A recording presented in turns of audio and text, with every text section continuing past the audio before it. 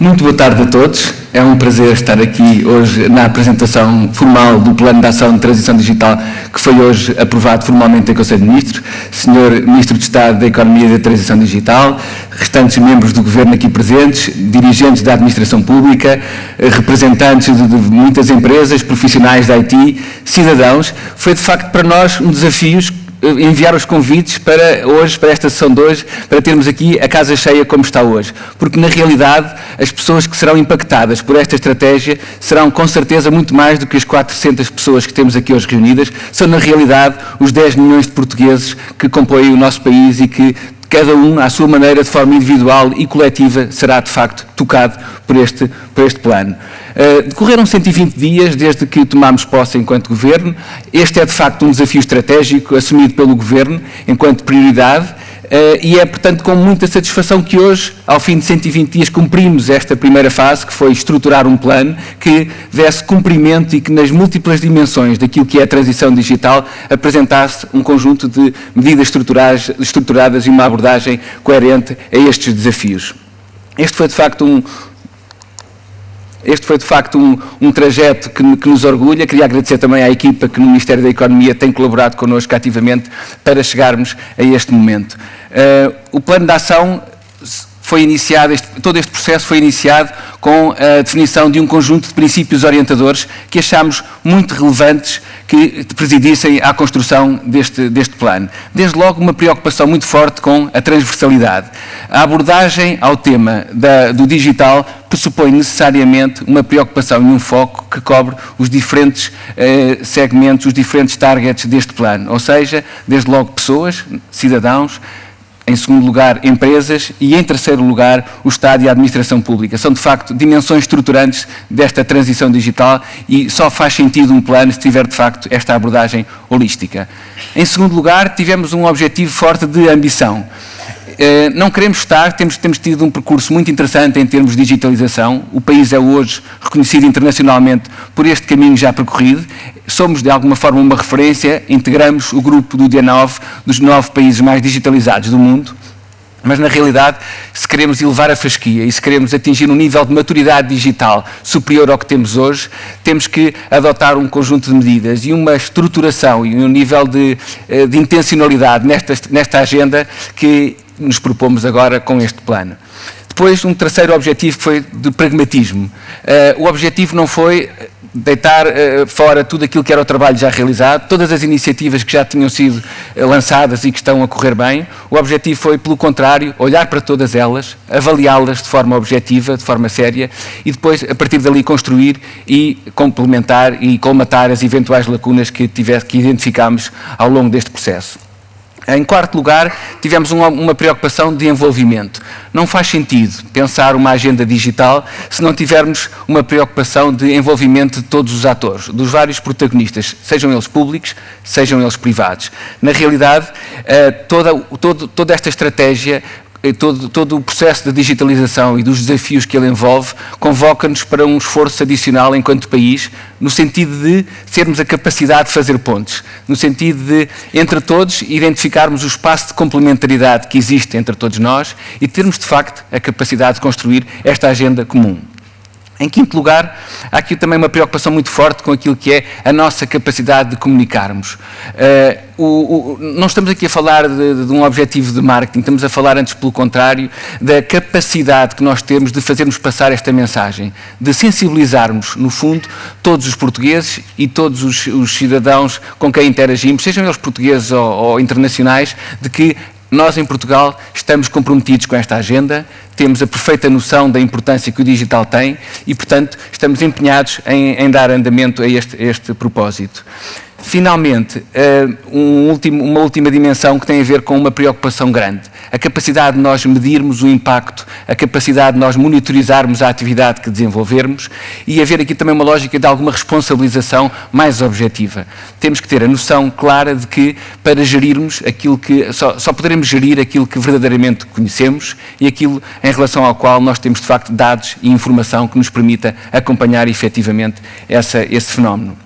E, portanto, o plano de ação que aqui apresentamos estrutura-se de forma relativamente simples em 3 grandes blocos, em 3 grandes pilares. Um primeiro, pessoas, no fundo replicando aquilo que é uma abordagem de ciclo de vida dos nossos cidadãos, começando por aquilo que é o pensar a escola enquanto instrumento de formação e de capacitação das nossas crianças, dos nossos jovens, que serão, ao longo das próximas décadas, os cidadãos que irão, no mercado de trabalho, internacionalmente e nacionalmente, produzir e desenvolver a nossa economia e a nossa sociedade. E o desafio que aqui deixamos e que no fundo foi materializado neste plano, no sentido de dar um sinal político inequívoco de que a escola tem que ser uma das prioridades principais e o envolvimento das escolas neste processo de digitalização é, obviamente, crucial. Estamos, naturalmente, a falar de pensar a escola em diferentes moldes, na forma como aprendemos, na forma como ensinamos, naquilo que são as ferramentas que pomos à disposição dos nossos alunos, naquilo que é também a capacitação dos nossos professores. Depois, passando para o ciclo de vida, para a fase seguinte daquilo que é o ciclo de vida dos nossos cidadãos, temos que olhar para a nossa população ativa, para aqueles que estão hoje já no mercado de trabalho e que, indiscutivelmente e reconhecido por todos, serão necessariamente impactados por este processo de automação. Há vários estudos que apresentam diferentes números, fala-se em cerca de 1,8 milhões de pessoas que serão necessariamente impactadas pelo processo da digitalização no mercado de trabalho nacional, mas também é um facto que não é líquida a conclusão de se teremos mais ou menos postos de trabalho. Há, de facto, estudos que apontam numa coisa ou noutra. A verdade é que, ao longo das anteriores revoluções industriais, houve um receio equivalente, mas, na realidade, o que se concluiu a posteriori, numa avaliação histórica retrospectiva, é de que todos estes processos resultaram e redundaram sempre em aumento de geração de valor e em mais postos de trabalho. Depois, uma última dimensão neste pilar de capacitação das pessoas, que tem a ver com a preocupação com a inclusão digital e com este esforço que todos temos que fazer para que este processo de digitalização não constitua uma forma de exclusão social. Queremos, e por isso também chamamos esta pasta a da transição digital, queremos assegurar que neste processo de transição salvaguardamos aquilo que é a população menos preparada e menos capacitada para gerir e para interagir num mundo mais digital. Não sei se têm todos consciência, mas temos hoje 23% da nossa população que nunca utilizou a internet, quando a média europeia está neste indicador em 11%. Portanto, tem que haver aqui uma aposta muito forte e é isso que nos proporemos. Apresentarei à frente uma medida de resposta a este desafio. Segundo pilar, empresas. Aqui, novamente, a abordagem que propusemos tem a ver com aquilo que é o ciclo de vida natural também das empresas. Ou seja, uma aposta muito grande naquilo que são os estímulos ao empreendedorismo, à nossa capacidade de atrairmos investimento, tirando partido dos bons resultados que já temos hoje em termos de criação de ecossistema de startups, em termos de tirar partido de uma rede nacional de incubadoras que integra 153 incubadoras e sermos cada vez mais atrativos para aquilo que são os investidores internacionais que olham para o nosso país com grande expectativa e que esperam de nós a criação das condições de resposta à altura dessas mesmas expectativas. Segundo segmento das empresas tem a ver com aquilo que é o tecido empresarial que já temos hoje e que já está maduro e consolidado, mas que ainda assim tem que ser capaz de responder àquilo que é o desafio da digitalização. Estamos a pensar nos 99% de empresas que são PMEs nacionais e que, tendo feito já muitas delas, ou uma boa percentagem delas, um interessante caminho, ainda assim temos que acelerar este processo e criar as condições de aceleração. E, finalmente, um terceiro capítulo dentro deste pilar de transformação das empresas, que tem que ver com a capacidade que nós temos que encontrar de aproximar o nosso ecossistema científico, o nosso ecossistema tecnológico, como uma fonte de inovação, de experimentação e de conhecimento que deverá, em parceria com o tecido empresarial, contribuir para esta transformação digital das nossas empresas. Terceiro pilar, digitalização do Estado e da nossa administração pública. O objetivo aqui será o de garantirmos que conseguimos acelerar esta agenda de digitalização dos nossos serviços, numa lógica que, na prática, promova aquilo que é uma experiência diferente dos nossos cidadãos na interação com os serviços públicos, numa lógica de maior abertura, de maior agilidade de resposta para aquilo que são as expectativas, quer dos cidadãos, quer das empresas, e também numa lógica de integração das diferentes camadas e níveis da administração do Estado, ou seja, não queremos olhar apenas para aquilo que é o Estado nos seus serviços centrais, queremos uma melhor integração entre administração local, administração regional e administração central. Portanto, resumindo, pessoas, empresas, administração pública. Depois identificámos também um conjunto de eixos catalisadores desta própria transição digital em Portugal. São fatores que, no fundo, contribuem e podem ser relevantes naquilo que é o nosso objetivo de aceleração. Estamos a pensar, desde logo, naquilo que é o contexto regulatório do nosso país. É indiscutível que a regulação é um fator crítico naquilo que pode ser a atratividade do nosso país e a sua capacidade de, construtivamente, criar condições de ecossistema favoráveis a esta aceleração económica, mas temos também de garantir outras dimensões. Estou a pensar, como se refere neste slide, nas dimensões de cibersegurança e nas dimensões de privacidade, que são elas mesmas fatores relevantes no sentido de criar as condições de confiança dos nossos operadores, sejam eles empresas, sejam eles cidadãos individuais, para terem de facto a confiança naquilo que é o mundo digital, para que se possa avançar para um nível de maturidade e de envolvimento ainda maior. Depois, um segundo eixo catalisador diz respeito àquilo que é provavelmente o maior ativo que nós temos hoje e que é reconhecido por todos, que tem a ver com o potencial de extração de valor e de conhecimento a partir dos dados de que dispomos. O Estado em Portugal e a administração pública portuguesa é detentora de muita informação e essa informação deve, e é desejável que assim aconteça, deve ser colocada ao serviço do ecossistema, naturalmente sempre respeitando princípios de segurança e princípios de privacidade. Depois, uma outra dimensão destes eixos de catalisação tem a ver com a conectividade e infraestrutura.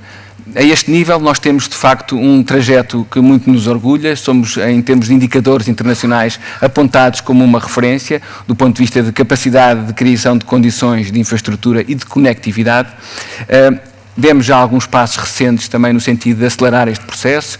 Estamos alinhados com o compromisso do 5G em termos de calendário europeu. E, portanto, é indiscutível que esta tem que ser uma área que, apesar de estarmos bem, temos que manter a liderança e temos que ter a capacidade de dar continuidade ao trabalho já efetuado. Depois, uma dimensão que tem a ver com tecnologias disruptivas, ou seja, temos que ter a capacidade de olhar para aquilo que são as novas tendências, os novos temas que estão na linha da frente em termos de tecnologia. Estou a pensar na capacidade de extrairmos valor da inteligência artificial, do blockchain, do IoT, de todas estas novas tendências tecnológicas em relação às quais Portugal tem que ter a capacidade de produzir um pensamento crítico e estruturado que nos permita não só ter uma agenda própria nacional, mas também sermos contribuintes ativos para aquilo que é a agenda europeia nesta matéria e que sabemos que está também numa fase de alguma indefinição em que é vantajoso e importante que Portugal tenha a capacidade de ser um protagonista ativo. Isto liga-se com o ponto seguinte, que tem a ver com o alinhamento da nossa estratégia europeia, o nosso alinhamento nacional com aquilo que é a agenda europeia. É concebido por todos que teremos no próximo ano a presidência portuguesa da União Europeia e é importante que o digital e esta dimensão seja de facto uma área de aposta forte, uma vez que ela é também, do ponto de vista europeu, uma área de forte investimento que nos permitirá capitalizar e rentabilizar aquilo que são as áreas de aposta políticas da União Europeia. Finalmente, a referência também à importância de comunicarmos e de nos promovermos internacionalmente como um país que é reconhecido para além do sol, para além do turismo, para além das condições de trabalho e de vida, como um país fortemente digitalizado e que está na linha da frente nesta matéria. O processo decorreu de forma intensa, como vos disse, foram 18 programas que nós analisámos e várias estratégias nacionais. Como vos disse, procurámos trabalhar em cima daquilo que era o trabalho já executado anteriormente e estão aqui listados os principais programas que identificámos. Foram mais de 1000 iniciativas que identificámos também, que decorrem, no fundo, destes programas. E o trabalho que fizemos foi o de depuração, de decantação daqueles que tinham corrido melhor, daqueles que tinham corrido particularmente bem e daqueles que eram suscetíveis de alguma forma, contribuir ativamente para os vários pilares que aqui apresentei. Eles foram arrumados, está aqui uma forma resumida de como eles foram arrumados em termos de cada um dos pilares. Como vos disse, a capacidade de medirmos e a mensurabilidade de todos estes indicadores e de acompanharmos e monitorizarmos esta atividade é para nós uma pedra crucial e um fator crucial para o sucesso desta abordagem. Queremos, de facto, ser consequentes com o acompanhamento desta atividade e, por isso, procuramos identificar as fontes daquilo que seriam os indicadores mais relevantes. Pensámos naquilo que é o Digital Economy and Society Index, que é, à escala europeia, provavelmente o ranking mais relevante, o relatório. Os nossos objetivos de Encode 2030, enquanto iniciativa nacional estruturante e particularmente relevante em termos de competências digitais. E o World Economic Forum, com o seu Global Competitiveness Report. E, portanto, de todos estes relatórios e documentos, nós extraímos aquilo que eram os indicadores mais relevantes, fizemos o tal trabalho de depuração e obteve um catálogo de cerca de 100 indicadores que nos propomos acompanhar. 50 prioritários, 50 mais acessórios. Depois, para além deste esforço, quisemos também identificar medidas emblemáticas que, se fosse no curto prazo, fosse no espaço temporal da legislatura, nos permitissem dar um sinal de que as coisas estão de facto a mudar e estamos num ciclo de maior aceleração. E, portanto, o que listamos aqui são, no fundo, 12 medidas, iniciativas emblemáticas que irão acontecer com prazos de execução diferentes, mas que nos propomos realizar ao longo desta legislatura. Desde logo, o programa de digitalização para as escolas, que referi como um objetivo estratégico em termos de capacitação. Um programa de formação intensiva e especializada na área do digital, que pretendemos que abranja 3.000 profissionais da IT. E vale a pena referir este programa um bocadinho mais em detalhe, porque ele é, de alguma forma, simbólico da forma como olhamos para o desafio do digital, para a necessidade de nós termos a capacidade de encontrar as tais pontes entre entidades públicas e entidades privadas, porque ele, na sua gênese, tem um esforço, um desafio ao setor privado, no sentido de encontrarmos o levantamento daquilo que são as expectativas de recrutamento de profissionais, por parte destas grandes empresas que se propõem contratar a curto prazo, e organizarmos esta procura de forma estruturada, endereçarmos o desafio da escassez de competências digitais. Um dos reversos do sucesso da nossa digitalização é, de facto, esta escassez de recursos na área dos sistemas de informação. Há, de facto, por via deste aumento da procura destes recursos especializados, uma relativa escassez e, portanto, o que nos propusemos foi organizar este ecossistema e, em parceria entre entidades públicas, privadas e institutos politécnicos, tirando partido da capacidade instalada de formação destes centros, termos, de facto, a capacidade de responder a este desafio. O objetivo é, de facto, criarmos condições de formação em períodos de 6 meses destes profissionais que podem ou estar a mudar a sua atividade profissional ou estarem em situação de desemprego e, portanto, o objetivo é dar-lhes a formação que lhes permita ir ao encontro das competências que o mercado laboral, à data de hoje, está à procura. Terceira medida tem a ver com um programa de inclusão digital. No fundo, responder àquele desafio de não deixar ninguém para trás. Estamos à procura de, durante a legislatura, termos a capacidade de dar competências básicas digitais a 1 milhão de portugueses. Este objetivo permitir-nos-á ficarmos abaixo daquilo que é a média europeia em termos de infoexclusão. Os tais 23% da nossa população que, à data de hoje, ainda não utilizaram a internet. Depois, uma quarta medida que tem a ver com uma preocupação de que os fatores económicos, a eventual vulnerabilidade económica de alguns elementos da nossa população não constitua também em si mesmo um fator de exclusão digital. E, portanto, iremos desenvolver um objetivo de criação de uma tarifa de internet que garanta que, de facto, o tema do custo do acesso à internet não seja um fator de exclusão.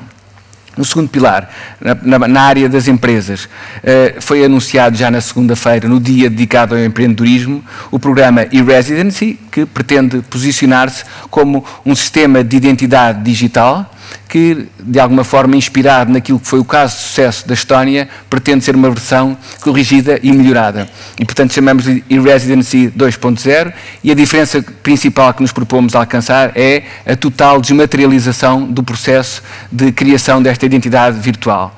No fundo, estamos a falar de uma resposta para aquilo que são os nómadas digitais e que são cada vez mais por todo o mundo fora. São pessoas que, a partir de qualquer parte do mundo, querem desenvolver a sua atividade económica, para uma escala mundial e que querem aceder a serviços públicos nos vários países sem necessidade de terem que fisicamente estarem aí localizados. Portanto, é uma resposta para essas pessoas e que foi um exemplo de sucesso na Estónia e que nós queremos replicar ainda com mais sucesso. Sexta medida, zonas livres tecnológicas.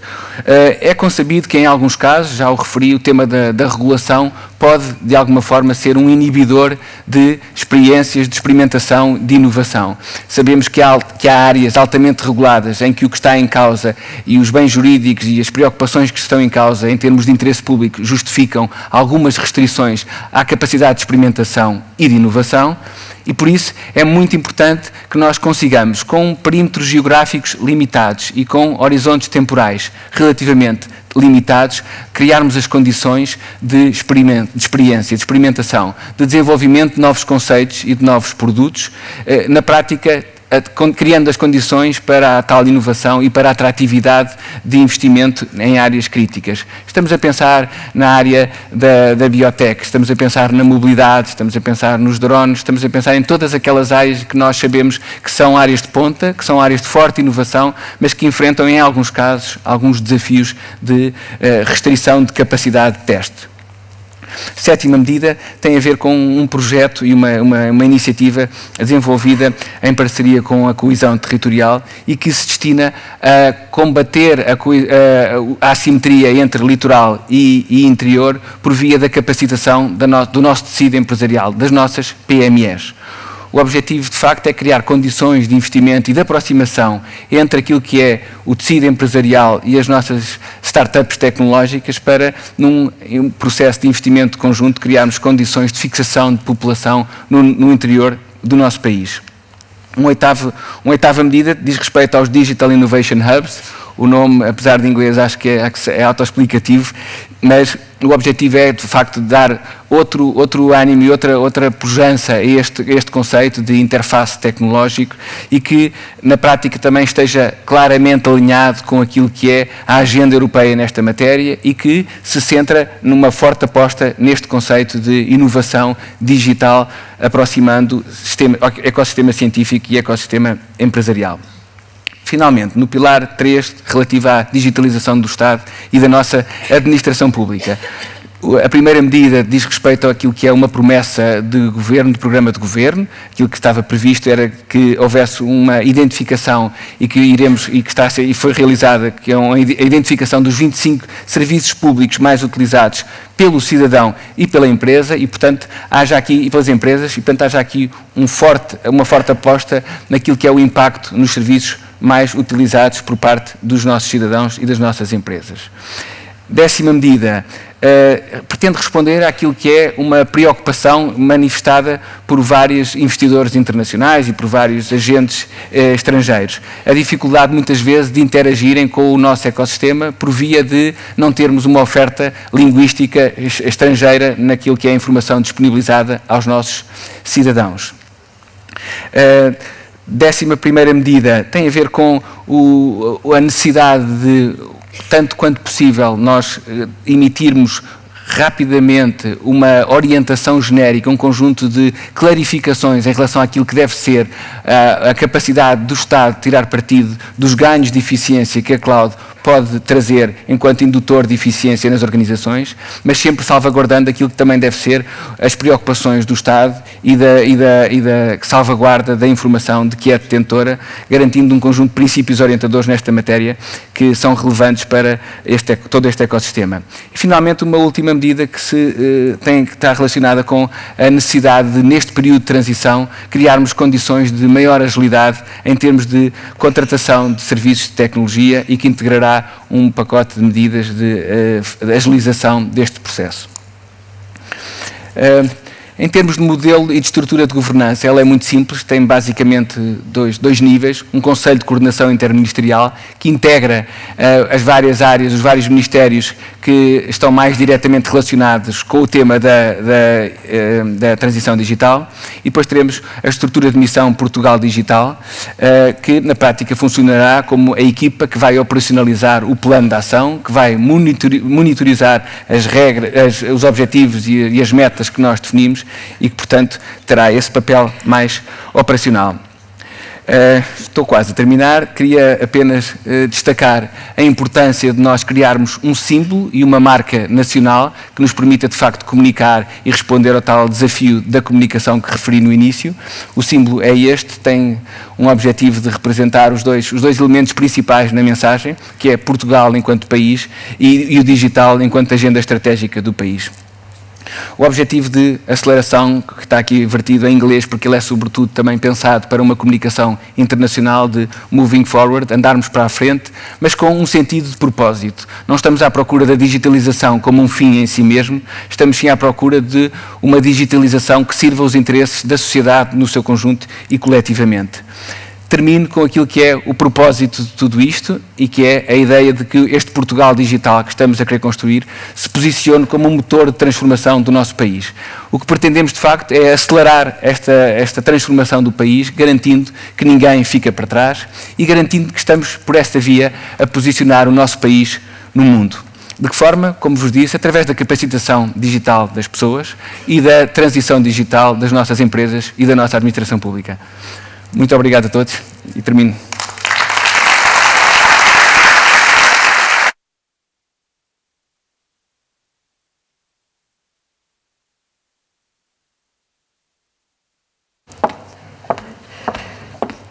E agora chegou o momento de dar a voz a todos os que representam de uma forma real a ambição deste plano. Neste painel Eu Sou Digital teremos em palco 9 histórias que representam o potencial do que poderá ser a ambição de cada um dos pilares aqui há pouco referidos no plano de ação para a transição digital. Neste sentido, eu vou chamar aqui a este palco 9 convidados, 9 testemunhas, 9 histórias. E vou começar por chamar a Mariana Gameiro, aluna da Escola Secundária de Alcanena. Mariana pode vir subindo. Entretanto, chamo também Tiago Meireles, aluno do IFP Setúbal. Também Augusta Madeira, do programa Muda na Escola. De seguida, Anthony Douglas, da All 19. Bruno Carrilho, da Cerveja Musa. Ricardo Correia, da Síntese, Centro de Investigação em Tecnologia e Serviços de Saúde. Pedro Viana, da AMA, Agência para a Modernização Administrativa. José Pedro Martins, do INE, Instituto Nacional de Estatística. E também José Fragata, da Câmara Municipal de Lisboa. Uma salva de palmas para eles, por favor.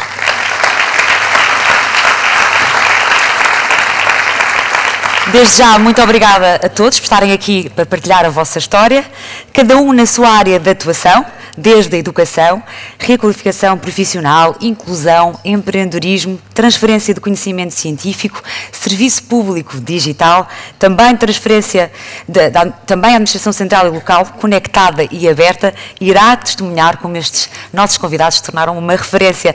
Teremos a oportunidade de os ouvir para perceber o que é que está bem e o que é que falta fazer. Por isso mesmo, vou começar aqui pela Mariana, vou pedir à Mariana que nos conte a sua história. Mariana, como preferis estar sentada ou em pé, e passa-nos o teu testemunho, por favor. Boa tarde a todos, chamo-me Mariana Gameiro e sou aluna da Escola Secundária de Alcanena. Escola esta que aposta na STEM, uma colaboração entre ciências, tecnologias, engenharias e matemáticas. É uma escola também bastante inovadora, uma vez que temos à nossa disponibilidade laboratórios Makers Lab que estimulam a criatividade, a colaboração e o espírito crítico entre os alunos. É-nos também disponibilizado a Sala do Futuro, uma sala que contém dispositivos digitais multimédia que nos ajudam nos nossos projetos e nos nossos trabalhos. E mesmo tendo a sorte de estudar numa escola tão transformadora e tão digital, parece que sabe a pouco e preciso de mais. E por isso mesmo sei que hoje em dia a tecnologia está a atingir um auge enorme. E comigo, por ser jovem, por ser como geração futura, tenho a consciência que a educação tem de ser ainda mais digital. E quero mais. Com isto, refiro-me em qualquer parte do mundo em que eu esteja, uma vez que somos pessoas móveis e conseguimos aprender em qualquer lugar, preciso de aceder a conteúdos digitais multimédia. Em qualquer lugar. E, acima de tudo, estes conteúdos, estes dispositivos digitais, serem também acessíveis a qualquer tipo de pessoa, independentemente da sua raça, do seu género, da sua étnica ou do seu estatuto socioeconómico. Acho que estas características tornariam um mundo mais equilibrado e inclusivo. Referir também que, se possível, desenvolver mecanismos de inteligência artificial que pudessem se adaptar ao ritmo de cada aluno, de acordo com o seu próprio método de estudo e de acordo com as suas necessidades e capacidades. Acho que isto, acima de tudo, fazia com que o ensino ficasse mais individualizado e, mais uma vez, tornaria o digital uma ferramenta fantástica em que me poderia dar opções vocacionais lá fora, no mundo do trabalho e, acima de tudo, um mundo muito mais inclusivo. Obrigada. Obrigada por ter testemunho da Escola de Sonho do Futuro. Agora, Tiago Meireles, sintam-se à vontade, os que preferem ficar sentados eu compreendo, porque estar em palco intimida. Agora vamos ouvir Tiago. Boa tarde, eu tenho aqui uma cábulazinha, vou tentar não utilizar muito, mas boa tarde, o meu nome é Tiago Meireles, tenho 29 anos e sou do Barreiro. Eu não terminei o secundário através do percurso normal, eu quis começar a ganhar a minha independência financeira por ter chumbado no 12º ano e quis focar logo no mundo do trabalho. Infelizmente, após trabalhar vários anos na segurança, infelizmente ou felizmente, eu consegui perceber que não era o que eu queria fazer o resto da minha vida. Eu não estava feliz a trabalhar e sabia que tinha capacidade para mais e não estava a dar o melhor de mim. Depois de um curso de equivalência no IFP de Setúbal e posteriormente ter-me candidatado também à licenciatura em Gestão de Sistemas de Informação no Politécnico de Setúbal, eu reparei que eu já tinha experiência e conhecimento em muitas das coisas que me estavam a ser ensinadas. Por isso mesmo, eu tentei candidatar-me a várias empresas na minha área, a área de informática, e desde então passei por empresas como a Arquiconsult, a Nova Base, a Boost IT, a Axians e agora na Microsoft. Terminar a licenciatura, isto porque eu ainda estou a frequentá-la, ainda continua a ser um objetivo. No entanto, apesar de, para mim, um diploma ser quase como uma necessidade básica, o que eu reparei pelo meu percurso é que o que é distintivo é mesmo o nosso esforço e a nossa força de vontade.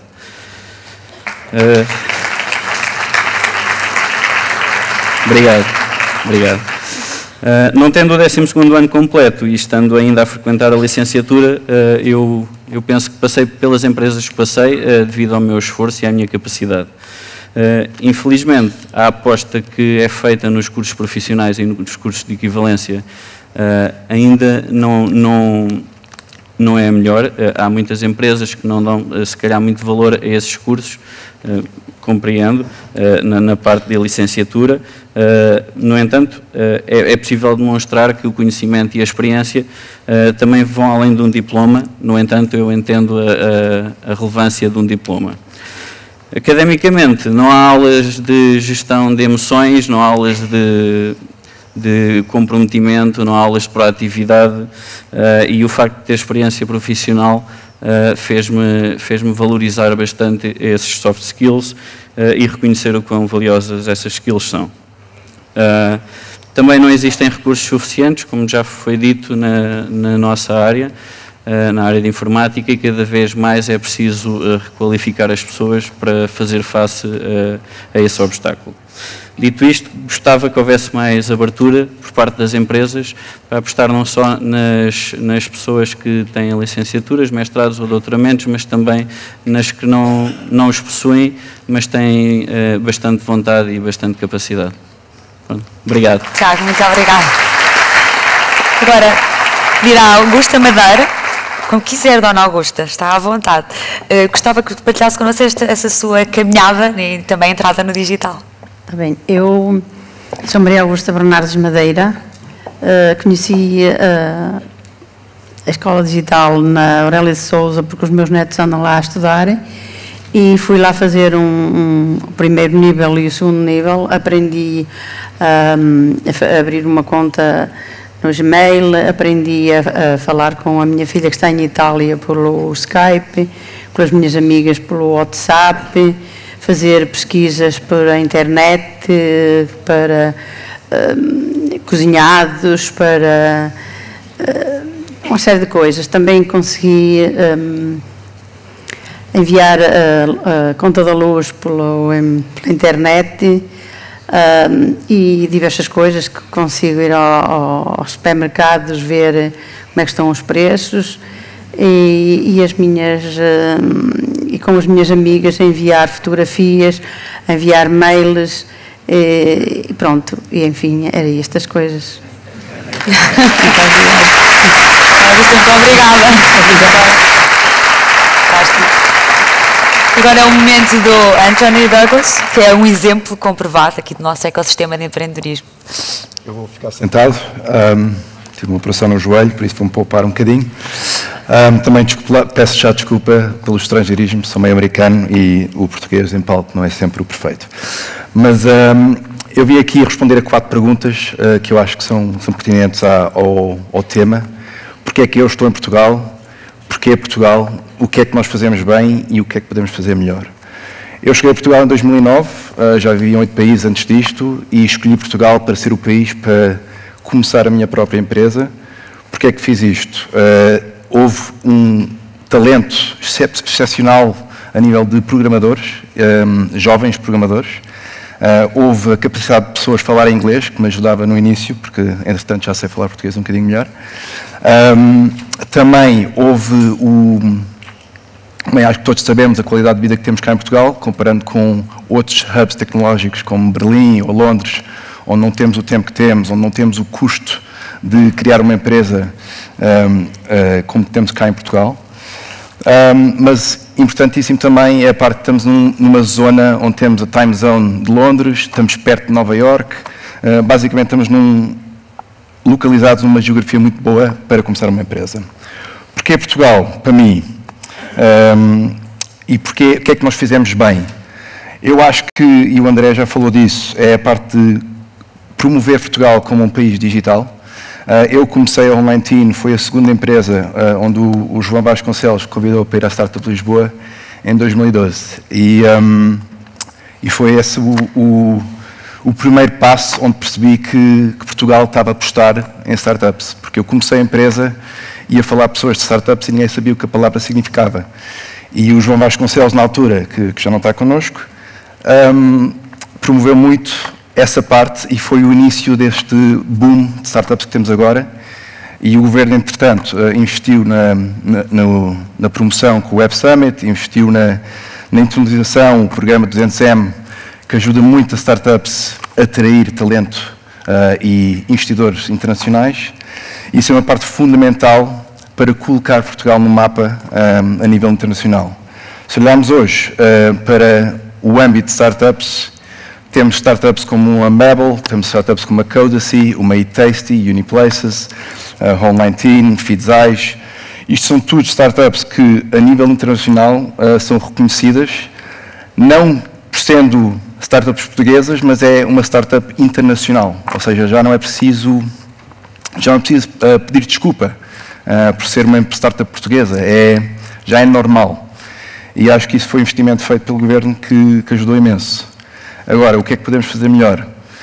Eu acho que estamos a apostar muito na parte tecnológica e fazer ou posicionar Portugal como um hub tecnológico para atrair talento fora, mas acho que o que precisamos fazer agora é também ajudar, para além da parte tecnológica, escalar o produto tecnológico. Ou seja, as startups têm bons programadores, mas faltam-nos os sales, os marketing para trazer esse produto feito cá para fora, para as empresas nacionais. E acho que é isso que devemos apostar agora também, e para isso, ideias como o Startup Visa, que ajudem a fundadores externos a criar empresas cá, acho que também é preciso apostar um bocadinho em não só fundadores, mas também talento externo, que não vai começar a empresa, mas pode trazer o know-how para cá, para depois também ensinar aos nossos próprios para ter a qualificação para escalar empresas para fora. E eu diria que isso seria um grande desafio para nós, o próximo passo, e é isso. Muito obrigada. Agora a vez de Bruno Carrilho, que é um dos fundadores da Musa, a cervejeira que através do digital desafiou o mercado. Eu também vou ficar sentado, por causa do joelho do Anthony. E a solidariedade, no fundo. E também ia fazer um bocado de figura duro-se depois da Mariana. A minha empresa o que faz é produz e distribui cerveja, portanto é capaz de não ser muito óbvio porque é que o mundo digital é tão importante para nós. Para ser absolutamente sincero, não era óbvio para mim como me telefonaram para convidar para estar aqui. E eu até perguntei, de certeza, não sei se seremos o melhor exemplo, mas dito isto, ao pensar nisso, eu percebi-me que na verdade eu estava a dar de barato uma série de coisas que o mundo digital me dá e que me permitiu, e de outra forma provavelmente nunca teria lançado este projeto. E de certa forma até ter sido convidado aqui permitiu-me a mim fazer essa reflexão e perceber a importância que isso teve para nós. Por um lado, assim, do ponto de vista mais operacional e mais trivial, digamos, é óbvio que nós tomamos partido de uma série de coisas que o mundo digital hoje em dia nos dá.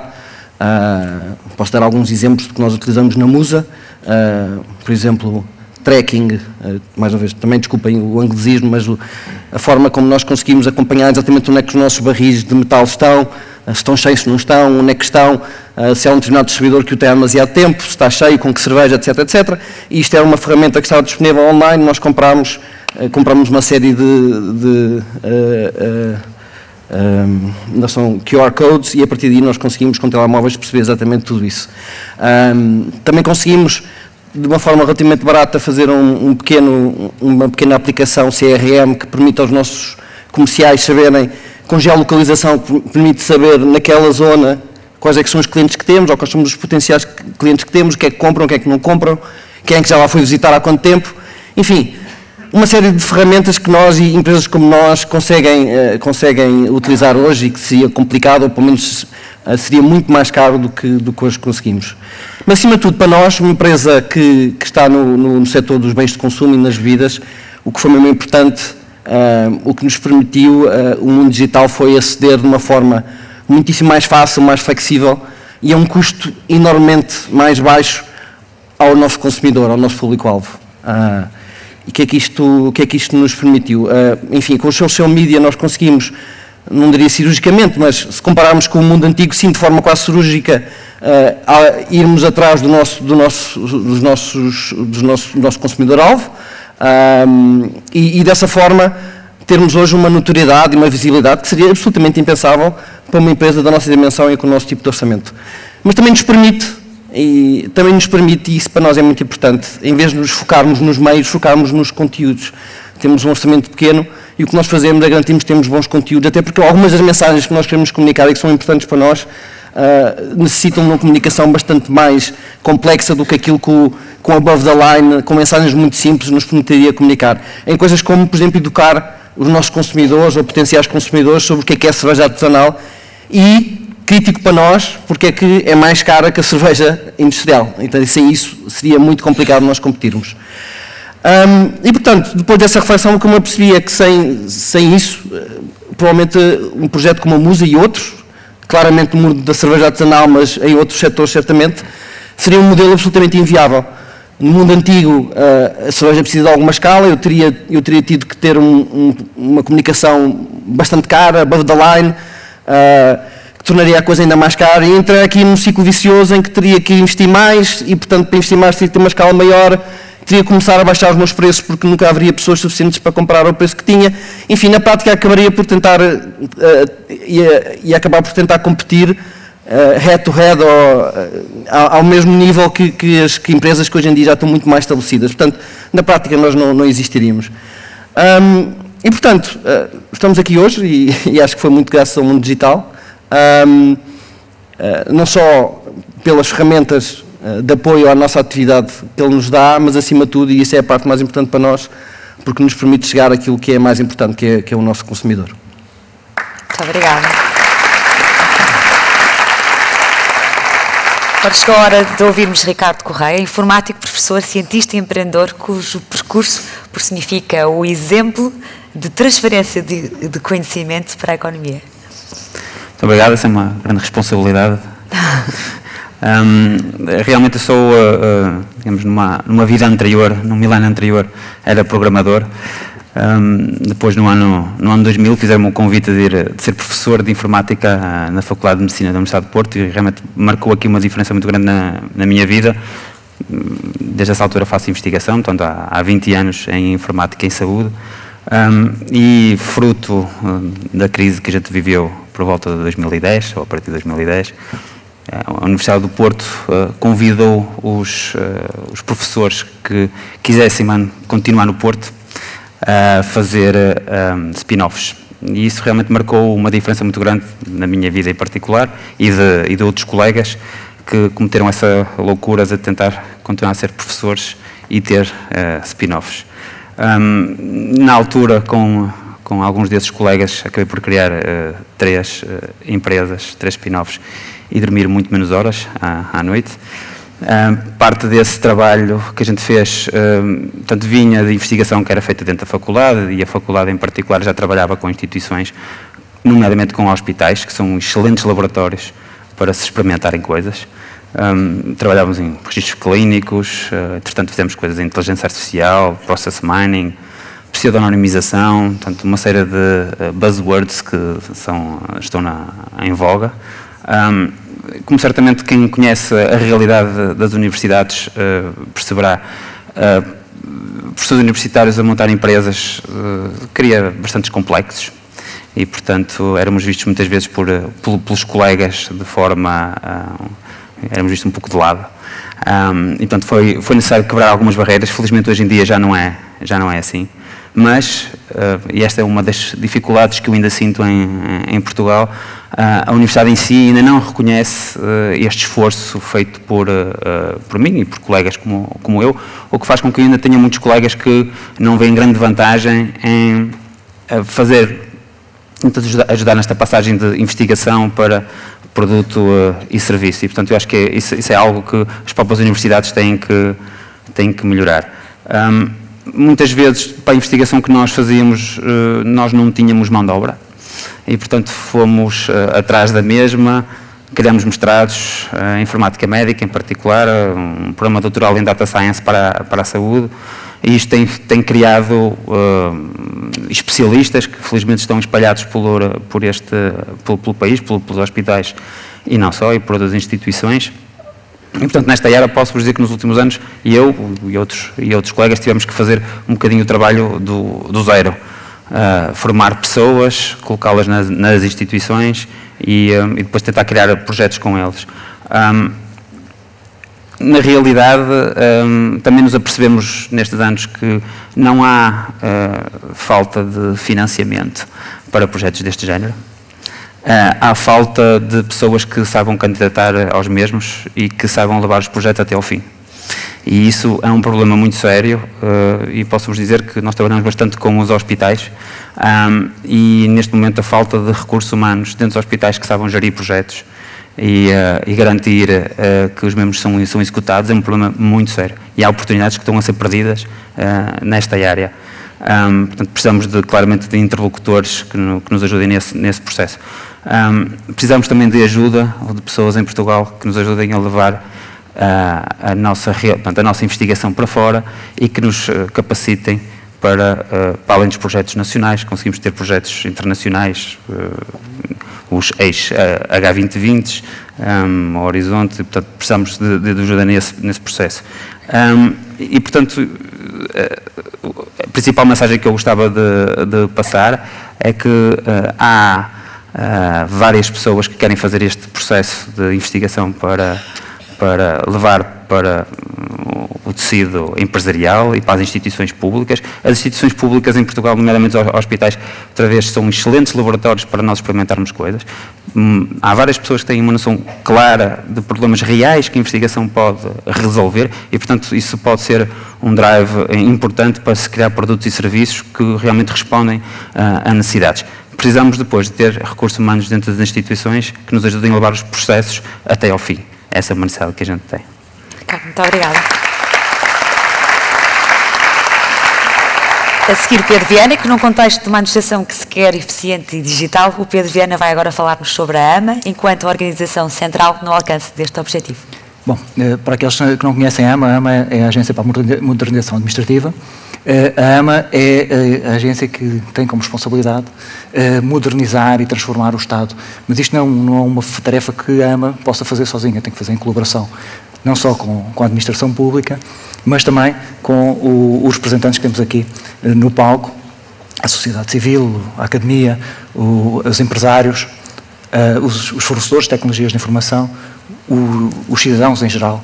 E embora acreditemos que esta transformação tem que fazer uso do digital, temos também de ter a noção clara de que esta transformação não pode deixar para trás as pessoas que também conseguimos ver aqui uma amostra, se calhar, menos representativa da sociedade, aquelas pessoas que, ou porque não conseguem usar tecnologias de informação, ou porque não têm meios para poder fazer, ou então até porque têm algum tipo de deficiência e não podem usar no dia-a-dia, ou não são capazes de usar com a mesma facilidade que qualquer outra pessoa, os sistemas de informação que disponibilizamos. E por isso, acreditamos que esta tecnologia e esta transformação digital deve ser feita no sentido de, obviamente, ser a regra, mas permitir esta mesma transformação, permitir que qualquer pessoa possa ter o melhor serviço público prestado pelos cidadãos e empresas. E, com isso, conseguimos responder a todas estas expectativas, se calhar que vimos aqui, dos meus colegas do palco, que têm muitas expectativas para o Estado e estão à espera que o Estado responda a um conjunto de grandes desafios, quer sejam os atuais, para criar a empresa, quer seja para os problemas do dia-a-dia, mas também para o futuro, não é? E para o que eu vou fazer no futuro. E, portanto, o papel da AMA é ter um papel transversal de aceleração deste processo de transformação que é necessária do Estado para fazer face aos desafios, para que o próprio Estado seja mais eficiente, consiga fazer o uso da informação que já produz e que muitas vezes não dá o valor necessário e, acima de tudo, acreditamos também que temos aqui um valor de... Temos que dar qualquer coisa em troca, não é? Temos que ser capazes de disponibilizar melhores serviços públicos aos cidadãos e empresas, temos que ser capazes de ser mais eficientes, mas também temos que ser capazes de, por exemplo, para as empresas, para as startups, para as empresas nacionais, para as PMEs, ser capazes de dar escala, por exemplo, às soluções que desenvolvem.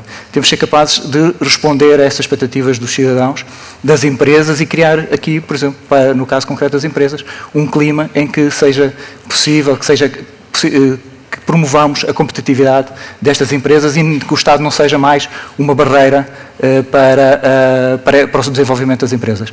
O que é que nós achamos que precisamos para o futuro? Transversalidade, e foi aqui uma palavra que já foi aqui falada, que é falarmos todos uns com os outros, aprendemos, envolver e incluirmos as preocupações de cada um dos vários setores e sermos capazes de construir soluções que respondam a estas necessidades mais rapidamente. E eu diria que é a minha intervenção. Pedro, muito obrigada. Agora vamos ouvir José Pedro Martins, do INE, para nos falar sobre a importância de uma política open data numa economia que se quer ágil e transparente. Muito obrigado. Boa tarde a todos. Começarei por dizer que as estatísticas oficiais são um bem público e, como tal, têm que ser suficientemente abrangentes e acessíveis a todos os utilizadores. Portanto, todos conhecem o INE e, no fundo, somos a principal autoridade estatística nacional e, por isso, participamos no Sistema Estatístico Nacional e no Sistema Estatístico Europeu.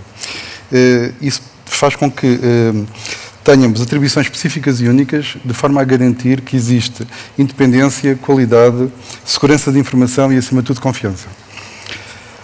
No portal do INE, que é o principal meio de divulgação estatística que nós temos neste momento cerca de 8.000 indicadores estatísticos em permanente atualização e sempre acompanhados de meta-informação, para que melhor se compreenda o que é a informação. Esses indicadores são também apresentados em formato de dados abertos para uma utilização mais ampla e reutilizável por qualquer outra instituição ou qualquer outra organização. Para além disso, disponibilizamos uma API. A API é essa que permite extrair um catálogo desses indicadores estatísticos e daí extrair os indicadores que lá estão acompanhados de toda a meta-informação. Isto é um processo que decorre sempre em tempo real, está disponível em português e em inglês e é gratuito, tal como toda a informação que está no site, e já há várias entidades a utilizarem este catálogo de informação e esta API, nomeadamente o portal de dados abertos do Governo, dados.gov. Para além disso, a integração de dados de múltiplas fontes para fins estatísticos e a modernização que está associada a essa integração de dados é imprescindível e é um dos grandes desafios que o INE tem pela frente. porque a informação digital gera um volume de dados enorme, cada vez maior, e que cada vez mais vai ter um relevo importante no processo de produção estatística, quer por via do processo de aquisição de dados, da apropriação de dados administrativos ou de outras fontes, quer também pelo processo de recolha de dados mais eficientes e automatizados. No entanto, a transformação destes dados, cada vez em maior número, só é possível com processos de armazenamento, tratamento, análise e, acima de tudo, que sejam simultaneamente seguros, consistentes e confiáveis. A integração de dados em segurança é, pois, um dos fatores principais na estratégia do INE e que se materializa no desenvolvimento da Infraestrutura Nacional de Dados. Esta infraestrutura não começou agora, mas estamos numa etapa determinante que vai continuar e que será sempre gradual, não acabará tão cedo. Ela vem permitir o desenvolvimento de novas competências e criar espaço para se intensificar a inovação dentro da própria organização do INE. E esta inovação vai permitir, por sua vez, um maior retorno à sociedade, porque tem cada vez mais expectativas em relação às estatísticas que nós produzimos. A infraestrutura tem vários objetivos, a Infraestrutura Nacional de Dados, eu destacarei os seguintes: ser o garante da segurança e da qualidade dos dados, fornecendo serviços integrados de dados, metadados e meta-informação. Aplicação de novos métodos de exploração de dados, como a inteligência artificial, como o machine learning, o processamento de linguagem natural e o web scraping. Disponibilizar conjuntos de dados e recursos associados para múltiplos projetos ou propósitos, independentemente de onde é que os dados sejam dados abertos, sejam dados seguros ou sejam dados protegidos. Contribuir para o desenvolvimento de estratégias de governação dos dados para fins estatísticos em Portugal. Contribuir para a melhoria da tomada de decisão pública, suportada pela melhor informação estatística e pela acrescida capacidade analítica. E, por fim, aumentar o impacto económico e social do bem público que é a informação estatística. Eu terminaria dizendo que também o INE cada vez é mais digital. Obrigado. Muito obrigada, José. Agora a vez de ouvirmos José Fragata a explicar-nos porque é que Lisboa é hoje um exemplo, é no caminho do digital. Muito obrigado. Na Câmara Municipal de Lisboa eu vos falar de 3 áreas em que pretendemos fazer investimento durante este ano nestas áreas. Em primeiro lugar, pretende-se Lisboa é este ano Capital Verde Europeia 2020 e isso deu-nos um impulso para a desmaterialização dos processos internos dos nossos serviços. Esse vai ser, durante este ano e seguramente nos próximos, uma das grandes apostas que a Câmara vai fazer.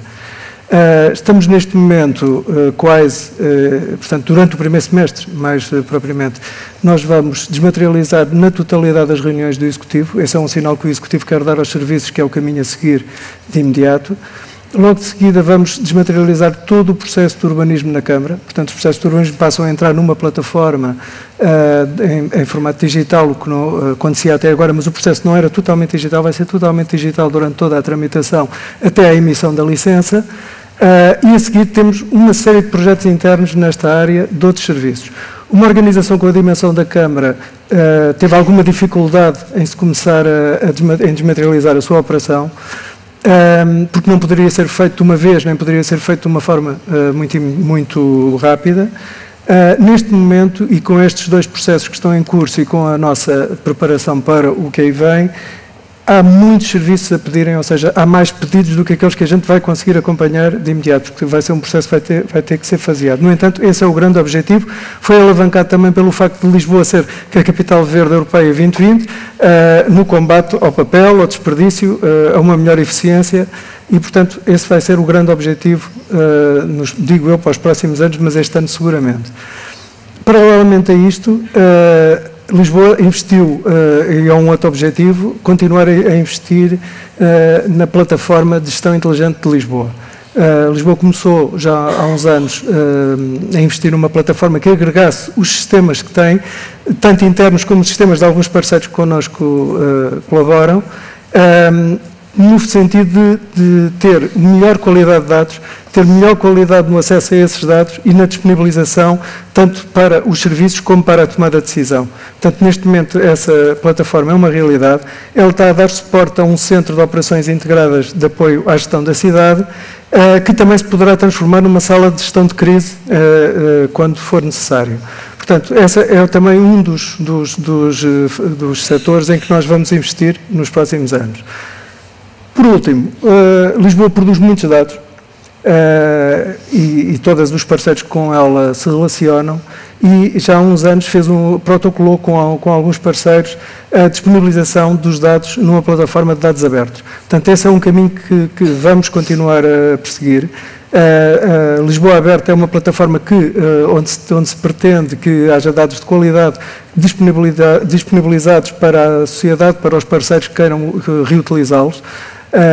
Pretendemos alargar essa plataforma, julgo que é uma forma também de promover o empreendedorismo e a inovação, e portanto serão estes os 3 pilares em que nós nos vamos centrar nos próximos anos e que estão de acordo com este plano.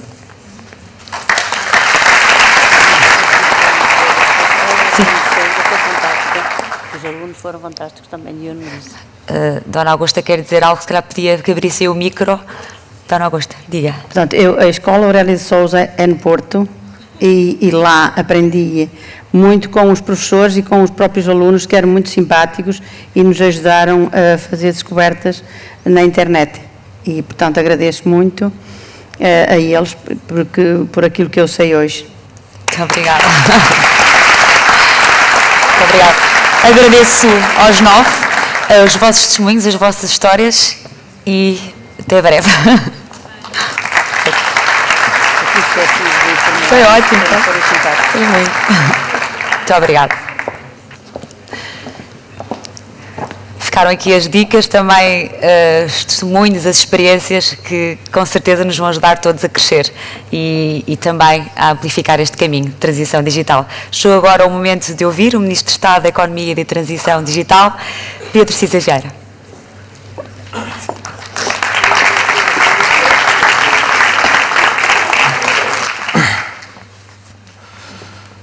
Boa tarde a todos. Este é o retrato de um país em mudança. Estes são exemplos reais de pessoas que já estão a viver na sua vida aquilo que é participar numa sociedade, numa economia digital. Pessoas que aprendem já aquilo que são as competências que vão ser necessárias à sociedade e à economia do futuro. Pessoas que ajustam as suas competências e as suas capacidades àquilo que são as novas necessidades do mercado de trabalho.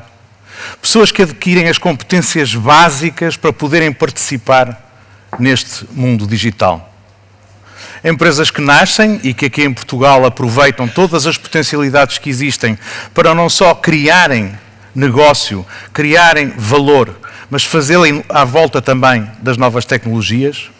Empresas que se transformam ou que chegam melhor ao mercado, conhecem melhor os seus clientes, são capazes de melhor aproveitar aquilo que são os recursos do mercado, graças às tecnologias digitais. Finalmente, aquilo que é o representante de um sistema que é capaz de criar inovação, a partir daí, a partir do conhecimento, criar inovação que se transforma num produto que chega ao mercado. Também vimos aquilo que são os passos de uma administração que já é bastante digitalizada, mas uma administração que se quer para ser mais eficaz, mais eficiente, mais transparente, precisa também de cada vez mais assimilar as tecnologias digitais nos seus processos, no seu funcionamento e na forma como se relaciona com o mundo. Estas coisas já acontecem em Portugal. Mas quando refletimos sobre o que nos espera nos próximos anos, não podemos deixar de pensar naquilo que se passou na última década. E eu falo da última década porque quando pensamos na última década, normalmente recordamos-nos de coisas como a grande crise financeira, como a recuperação, como as turbulências geopolíticas, e todas essas coisas aconteceram. Mas muito mais relevante do que isso foi a transformação digital e a velocidade com que ela aconteceu. Há 10 anos atrás, tive o meu primeiro smartphone. Provavelmente a mesma coisa aconteceu com muitos de vós. E nestes 10 anos, aquilo que neste momento eu faço com recurso a esta ferramenta que tenho aqui no bolso e levo para todo lado, é absolutamente extraordinário. Eu faço pagamentos para o outro lado do mundo. Eu marco viagens. Eu sou capaz de me relacionar com amigos e colegas que não via há muito tempo ou conhecer outras pessoas. Eu sou capaz de me relacionar com colegas de trabalho e de participar em reuniões à distância. Eu sou capaz de ver filmes, sou capaz de me informar, sou capaz de estar ligado ao mundo permanentemente. Mas não só isso. Eu estou constantemente a passar dados sobre a minha localização, sobre a minha atividade física, sobre um conjunto de preferências que são acessíveis a muitos e que depois outros vão transformar uma vez mais em valor, em conhecimento, em inovação e em economia. E quase nem demos conta que isto aconteceu. Mas a verdade é que a capacidade que estas tecnologias, uma vez colocadas à disposição de empresas e pessoas, geram depois produtos, serviços, modelos de negócio, modos de relacionamento com fornecedores e clientes que nem sequer eram concebíveis, nem sequer eram pensáveis no momento em que as tecnologias apareceram, é absolutamente extraordinário. E aquilo que podemos saber é que nos próximos 10 anos a transformação das tecnologias digitais vai ser ainda mais intensa. Sabemos que novas redes móveis vão permitir uma comunicação, uma capacidade de transmissão de dados com uma latência mínima, com uma intensidade imensa, com uma multiplicidade de comunicações que não conhecíamos até agora. Que a capacidade de processamento de dados vai também aumentar exponencialmente. Que a capacidade de armazenamento destes dados todos também vai estar disponível. E a única coisa que podemos saber é que daqui a 10 anos vão estar a acontecer coisas que muito poucos de nós aqui conseguimos imaginar. E a velocidade da mudança, a dimensão da mudança, a capacidade de interação constante entre mundo físico e mundo digital e as coisas que a partir daí vão criar cada vez mais valor e mais riqueza, são uma extraordinária oportunidade para as empresas, para as regiões, para as cidades, para os países, para o mundo. Mas são também uma grande ameaça, porque sabemos que pessoas que não tenham as competências adequadas para poder manipular estas novas tecnologias, para poder aceder aos serviços que passam a estar disponíveis, para poder estarem ligados a um mundo que cada vez é menos físico, ou é pelo menos tão físico quanto digital, são pessoas que não vão participar, não vão beneficiar destas oportunidades. Sabemos também que as empresas que não forem capazes de chegar melhor aos seus clientes através do recurso a estas novas tecnologias, ao conhecimento exato da sua presença e das suas preferências, com isto vão perder capacidade concorrencial. Que aquelas que não forem capazes de integrar nos seus processos de produção as novas tecnologias vão ser menos eficientes, vão consumir mais recursos, vão produzir mais desperdício e que tudo isso é anticompetitivo. E, portanto, deste modo, sentimos que quem não participar disto pode ficar para trás. E, como país que já tem tanta coisa feita, como se viu neste exemplo, como um país que não tem vergonha de se comparar com os seus congêneres europeus, mas que tem a noção de que, estando bem colocado em muitas coisas, ainda tem um percurso grande para fazer em muitas outras, este país tem que encarar esta transformação digital da sociedade e da economia como um verdadeiro desafio estratégico.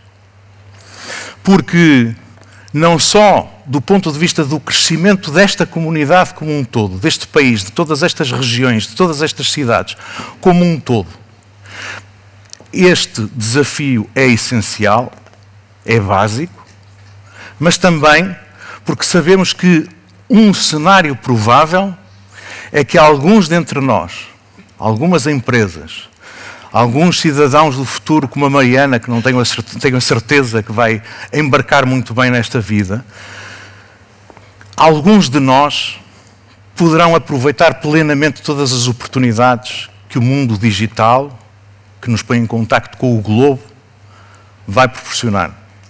Mas aqueles que não dominarem estas ferramentas, aqueles que não tiverem acesso no seu local de trabalho aos novos modos de produção, aquelas cidades, aquelas regiões que não usarem bem estas novas tecnologias para poderem melhor servir o seu cidadão, serem mais eficientes e mais transparentes, esses vão ficar para trás. Esse é o risco também, a componente ameaçadora deste desafio, de uma sociedade a duas velocidades, de um país que perde porque não consegue aproveitar o potencial de todos e de cada um dos seus cidadãos, de todas e de cada uma das suas regiões. Esta é a dimensão do nosso desafio.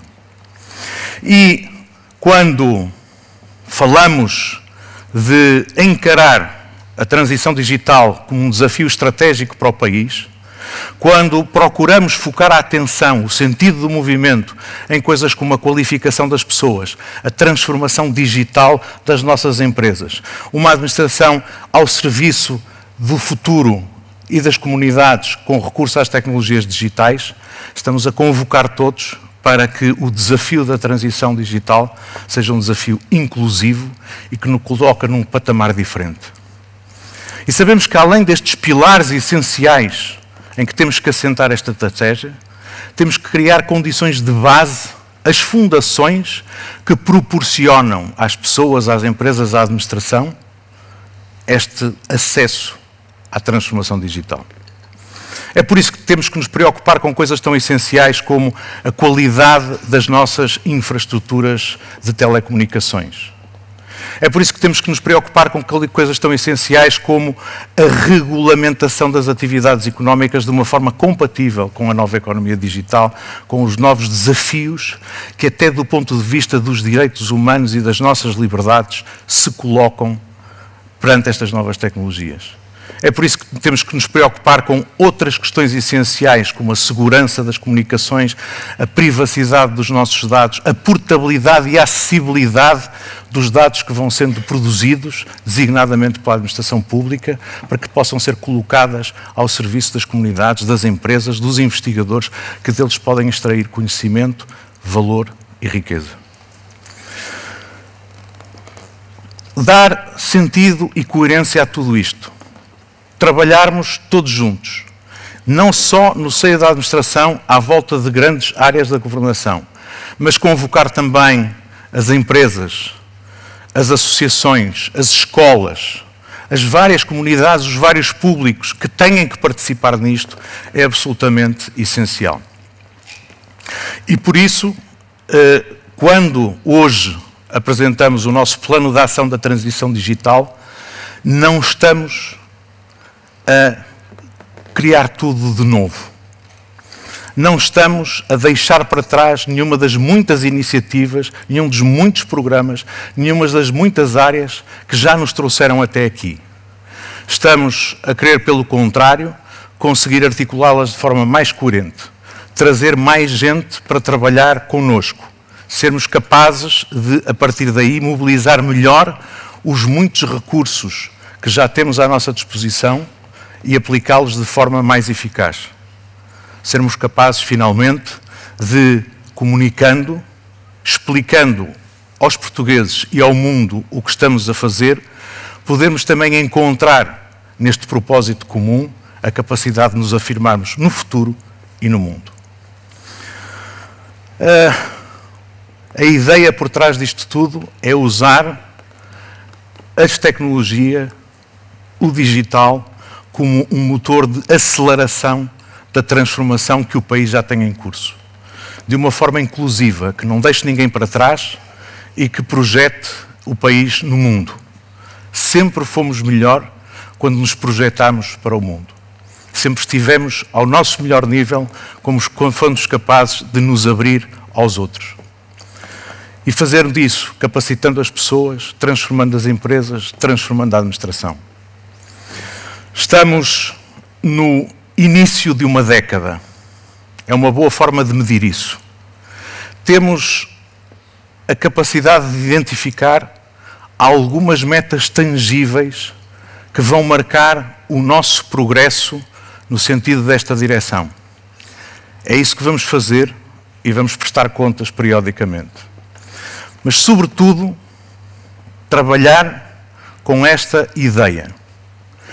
Hoje sabemos, depois de ouvirmos estas histórias, depois de percebermos tudo o que está em causa, sabemos que a maneira como criamos riqueza, criamos emprego, somos capazes de continuar a crescer como temos crescido nos últimos tempos, já não vai bastar só sermos trabalhadores esforçados, um país de custos baratos, uma capacidade de nos ligarmos à Europa entregando aquilo que vai ficando menos interessante para o resto da Europa. Não, já não podemos competir com base nos baixos custos. Só podemos competir estando ao nível da produção de valor mais exigente. E por isso, aquilo que gostávamos de ter no final desta década é sentirmos que conseguimos trabalhar em conjunto para construir uma sociedade altamente desenvolvida. Uma sociedade em que o crescimento da economia assenta no conhecimento, na qualificação dos portugueses e na inovação das empresas. Uma sociedade inclusiva, que não deixa ninguém para trás, com um Estado social forte que permite que todos possam ter uma oportunidade justa de desenvolver aqui no nosso país os seus projetos de vida, as suas aspirações pessoais, as suas ambições profissionais. Este é o desafio da transição digital. Este é o desafio para que estamos todos convocados. Este é o desafio que tenho a certeza todos vocês quererão participar. Muito obrigado.